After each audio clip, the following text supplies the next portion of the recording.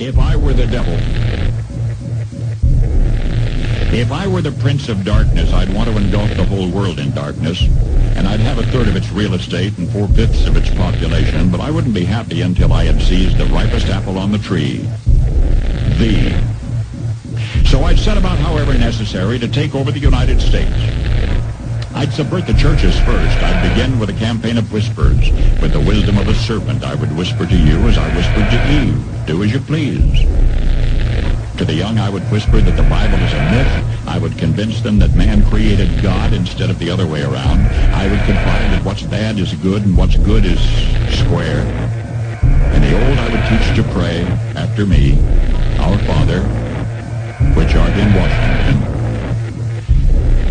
And then I'd get organized. I'd educate authors in how to make lurid literature exciting so that anything else would appear dull and uninteresting. I'd threaten TV with dirtier movies and vice versa. I'd peddle narcotics to whom I could. I'd sell alcohol to ladies and gentlemen of distinction. I'd tranquilize the rest with pills.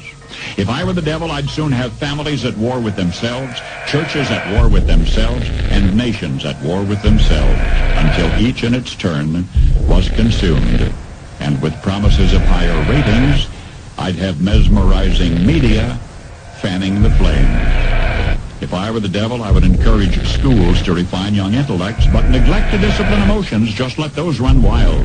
Until before you knew it, you'd have to have drug-sniffing dogs and metal detectors at every schoolhouse door.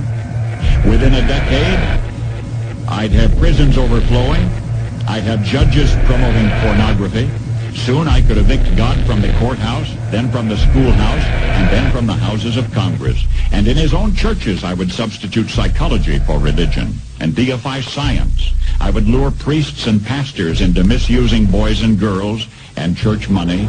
If I were the devil, I'd make the symbol of Easter an egg and the symbol of Christmas a bottle.